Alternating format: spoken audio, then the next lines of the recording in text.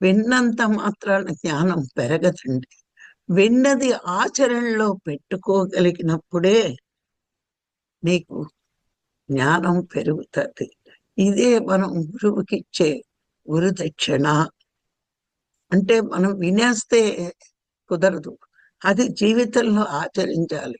ఇప్పుడు గురువు ఆత్మవే నువ్వు అన్నాడు. ఆ క్షణం నుంచి మనం భగవంతుడిలాగా ఉండడానికి ప్రయత్నించాలి. మరి భగవంతుడిలా ఉండాలి అంటే నువ్వు ముందు భగవంతుడు మనకేమిస్తున్నాడు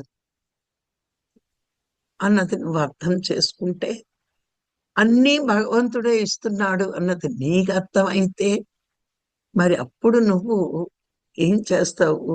నేను భగవంతుడిలాగా అన్నీ ఇవ్వగలిగే శక్తి లేకపోయినా, నాకు ఇవ్వగలిగే శక్తి ఉన్నంత వరకు నేను ఇవ్వాలి అనే ఆలోచన మనలోకి వచ్చినప్పుడు, ఇవ్వలేకపోతే మరి నేను ఇవ్వలేకపోతే ఊరుకోవాలి, కానీ మొదటి వాడికి నష్టం కష్టం కలిగించకూడదు అని మనం ఆలోచన పెంచుకోవాలి. అప్పుడు మాత్రమే భగవంతుడు మనల్ని మెచ్చుకునే శీలం అలవాటు అవుతుంది. మనం ఎప్పుడూ కూడా ప్రాపంచికంగా లెక్కేస్తాం. వాళ్ళేమనుకుంటున్నారు, వీళ్ళేమనుకుంటున్నారు, వాళ్ళకంటే ఎక్కువ ఉండాలి, వీళ్ళకంటే ఎక్కువ ఉండాలి. కానీ ఆధ్యాత్మిక మార్గంలో మనం నేర్చుకోవాల్సింది ఏంటి అంటే, ప్రపంచంలో ఎక్కువ ఉండడం కాదు, భగవంతుడి దృష్టిలో గొప్పవాళ్ళం అవ్వాలంటే గురువు చెప్పిన విషయాల్ని నేను ఆచరణలో పెట్టుకుంటేనే భగవంతుడి దృష్టిలో నేను గొప్పవాణ్ణి అవుతాను అని తెలుసుకోవాలి. శిష్యుడికి యోగ్యత ఎప్పుడు అంటే, శిక్షణ పొందడానికి అర్హత ఉన్నప్పుడే.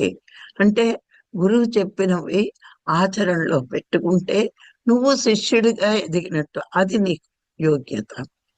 నువ్వు శిష్యుడు అయ్యావంటే శిక్షణకు రెడీగా ఉన్నట్లే అని నాకు నేనుగా అనుకోవాలి.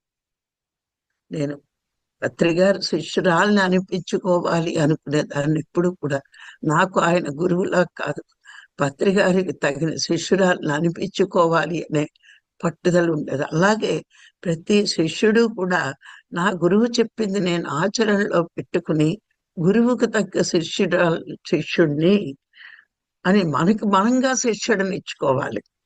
ఈ శిక్షణ నీకు నువ్వు ఇచ్చుకునేదే కానీ ఎవరు నిన్ను కూర్చోబెట్టి శిక్షణ ఇవ్వరు.